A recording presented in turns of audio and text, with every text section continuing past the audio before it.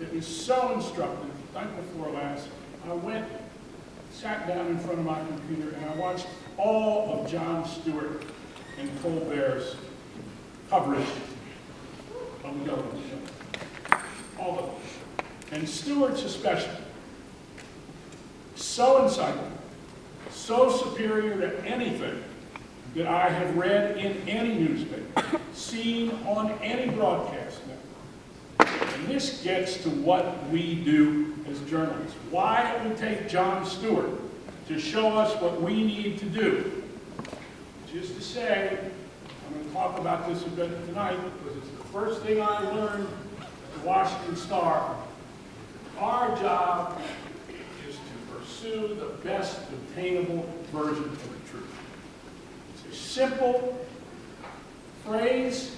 It is a very difficult concept to achieve, and yet, in these past weeks, Jon Stewart has achieved it, and we haven't. With some exceptions. There's been some terrific reporting in the New York Times, some in the Washington Post, a bit in the Wall Street Journal. By and large, what we have seen in the coverage of this story in Washington is illusionary and delusionary.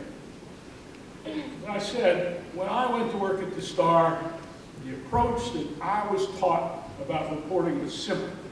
It guided us at the Washington Post as well during Watergate, and that was that notion of the best obtainable version of the truth. Understanding that if you did that with fairness, with perseverance, with common sense, and you weren't lazy, and you respected the people you covered and listened to them, people would read and process the information that you wrote, put in your stories, and use it to make intelligent decisions about their values and their communities and their capital and their country.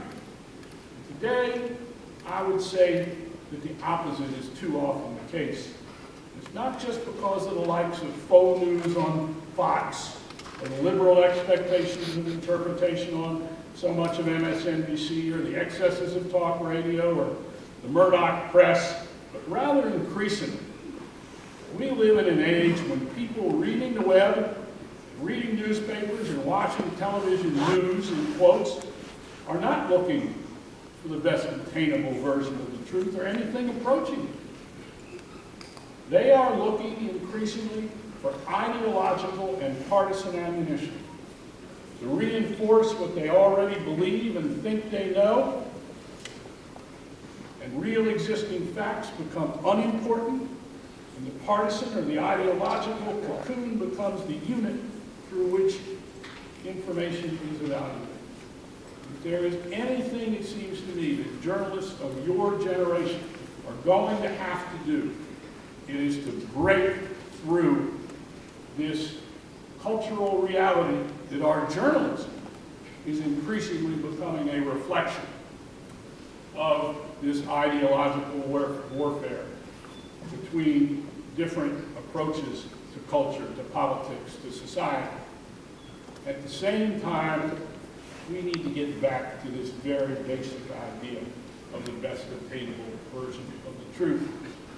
And the other thing that I learned at the Star was the first rule, it seemed to me, at this great newspaper that I went to work at,